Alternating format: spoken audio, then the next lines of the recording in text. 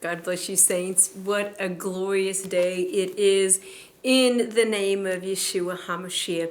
As we get started today, I just want to first thank you for being here and just welcome you to Julie Blair Ministries.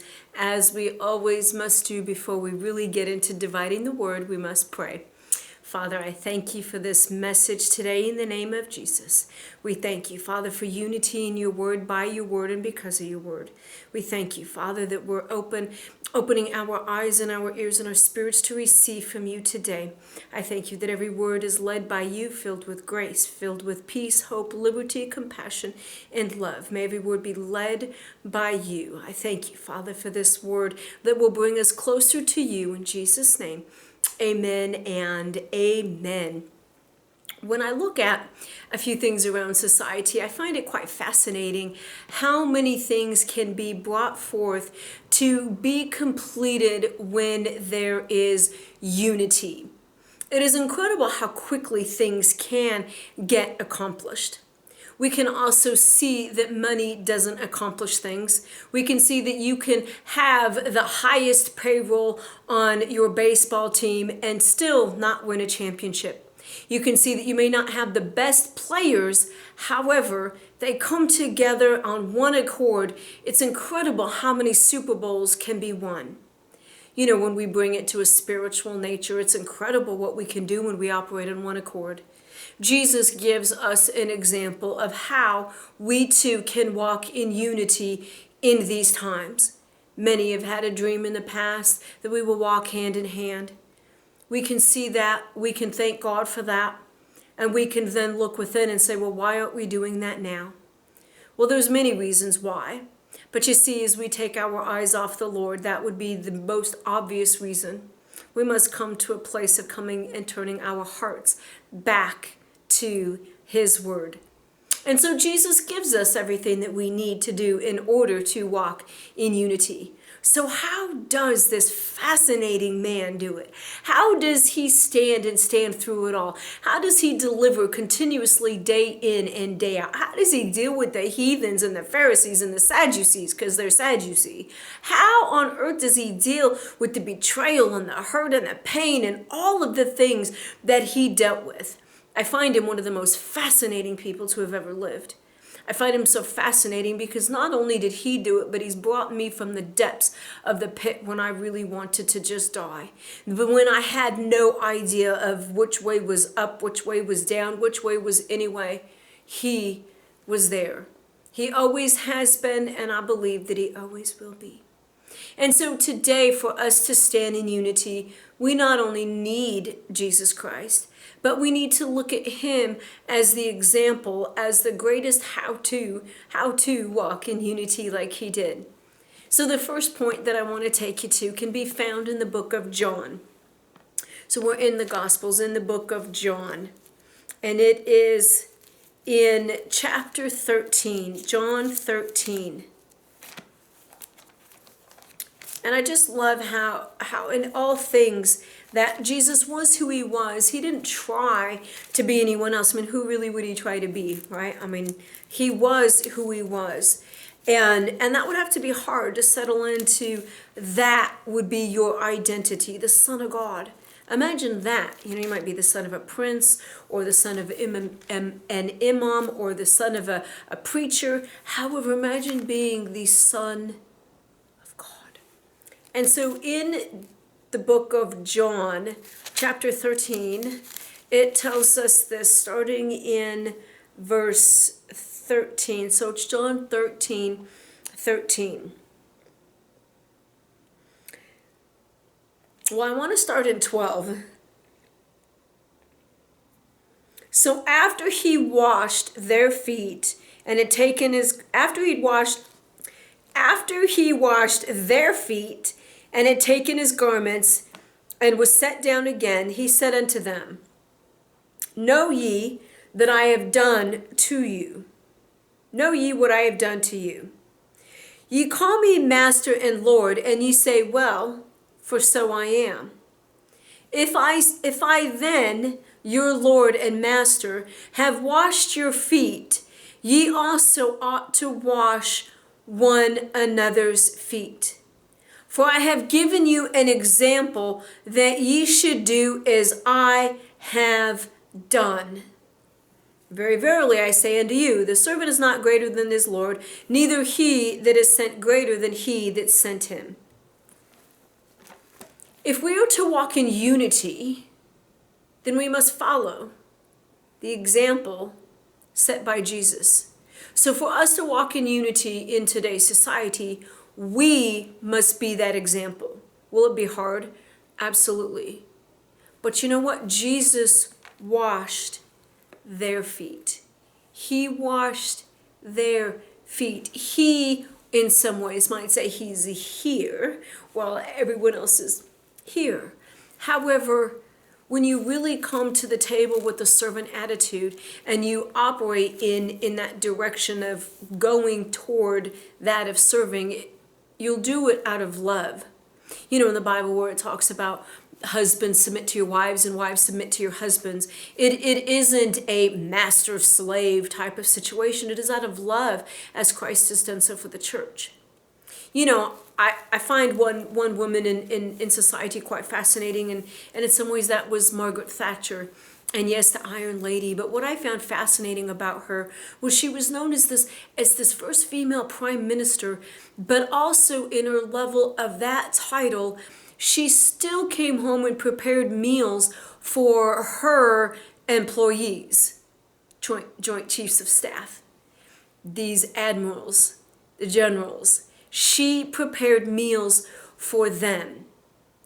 And so when we look at Jesus as an example, he is the one that set the example, and it really shouldn't matter what our title in this earthly realm is. If we want unity, we must follow his example. And through his example, he washed the feet of others. How could any of us be above that?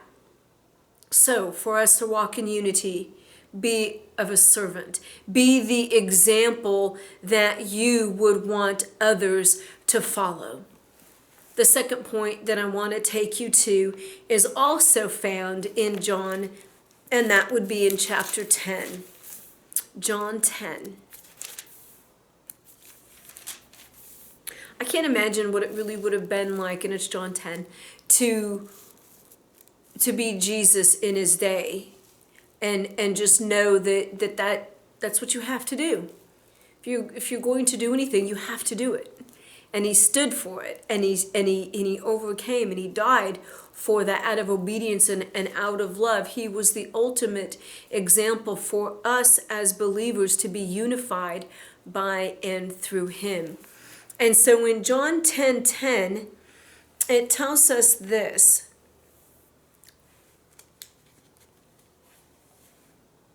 And I believe that this is where I want to be, but that's not quite it. However, I wrote down John 10. It's John 16. 10:16. Stay right where you are, John 10:16. But I want to start in 15. You'll know I do this quite often, and my apologies. As the Father knoweth me, even so I know the Father, and I lay down my life for the sheep. Again, here's another example of someone who is living out who he is in unity for others. And other sheep I have, which are not of this fold. Them also I must bring, and they shall hear my voice, and there shall be one fold and one shepherd. So there's this group here, but there's another group that is coming. There is another group that is not yet part of this fold, but that will be. Think about that for a moment. So as I was reading this, and I've read the scripture before, and we know the Good Shepherd, and we hear his voice, and it always causes me to question that if people aren't obedient to Jesus, is it because they don't hear his voice? So then they really don't know him, because if you do and say what he did and say as the Father told him to do and say, and we do things out of love to demonstrate our obedience, but if we don't do what we're commanded to do by him, then do we really love him? Are we really his sheep? You might see a falling away of many. However, based on this, there's others not in this fold. So it got me thinking, well, Okay, Lord, Jesus is the example. So he's the example everywhere he goes. There is this fold of sheep. There is that fold of sheep. There are other folds of sheep still to come. So when you sit back and examine, well, am I the example? If I call myself a disciple of Yeshua and I follow him, and I'm walking as best as I can to be his disciple and lay claim to that, and I'm walking in unity because he did with those that he was called to, then that would mean, and as he just stated, that there are them also I must bring. So also must bring, which would be future tense grammatically, and there shall be one fold. So there will be one fold of many more to come. One fold, one body, one accord, in unity with him, by him, because of him. How awesome. And so how do we follow the example of walking in unity? We know that there are others to be coming. See, it may just be the example that you set forth that will bring others into the fold. And that was and you've heard me share this testimony about my situation with my biological mother. It was much like that it was because of my love for Christ. I loved Christ more than I hated her abandoning of me. However, I found out the truth many years later, but through that, she too was able to come to Christ. Now there's unity. See, so other people need to see an example of unity so they can be brought into the fold, so they can be welcomed into the family and the family business, we might say, because what does Jesus say? I'm about my Father's business.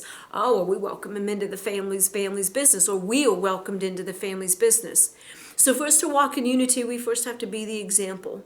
We have to recognize that there are others coming that have not yet gotten there. And so it will require us to do some things that we may not want to do. However, for the bigger picture, the greater good, we recognize that we can do all things through Christ who gives us strength. And so we recognize there's many more to come, which is very exciting, because who were these family members in Christ that you've not yet met? And I went through many years of meeting family members that I had never met. That it was quite fascinating. All these new family members that in the natural, but then also in the spiritual, that I've not met, but we know each other spiritually by spirit. So when you sit back and you really reflect on that, there are others coming. And it may not be in your own backyard. There are others in Mexico, there are those in China, there are those in Japan, and those in Antarctica, and those in Iceland, and those all over Europe and all over the world, Central, North, South America, all of these places, these wonderful places, all over the Middle East that have yet to come out. But trust me, they will be. And they will have already had some example of us walking in unity to show how it's done. So then I want you to turn with me to John 17. I know we're spending a lot of time in John, but it's such a great book. There's so much in it for us.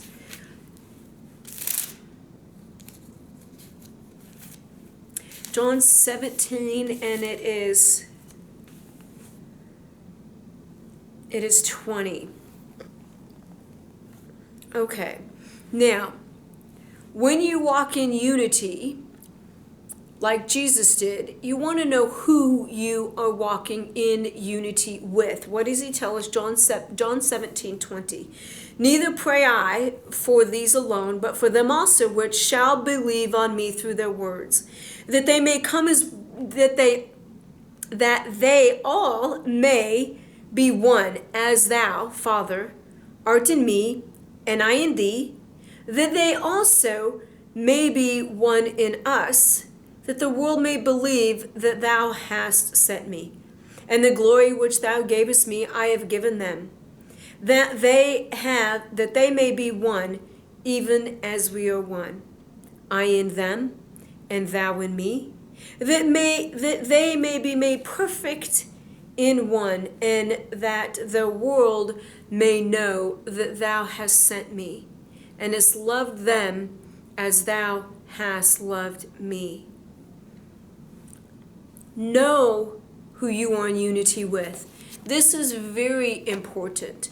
You see, many people are going to try to deceive you and tell you that the Catholics, never mind the Catholics, we'll set them aside for a minute, God bless them all.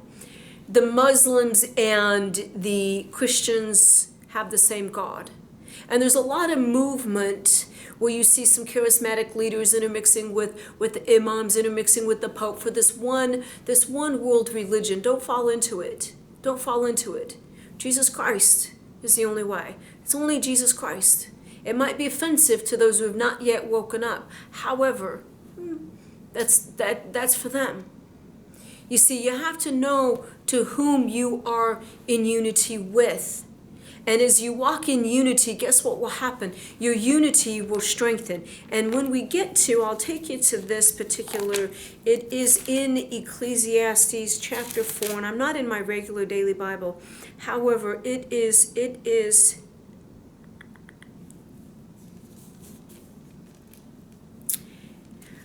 9.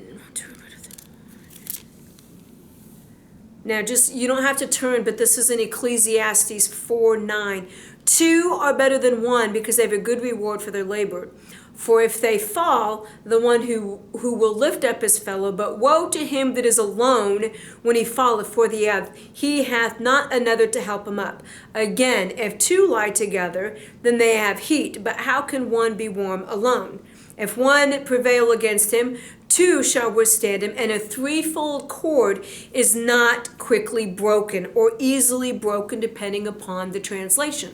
So, know who you are in unity with. Jesus knew. He knew the disciples. Not only that, he did know who was going to betray him at what particular time. They did not know. However, I'm going to believe that for any of you who have been betrayed, that if you really sit back, reflect, you probably knew that it was about to happen. Many people who have been betrayed by spouses have said that, oh, the signs were there, but I didn't want to see it. But I knew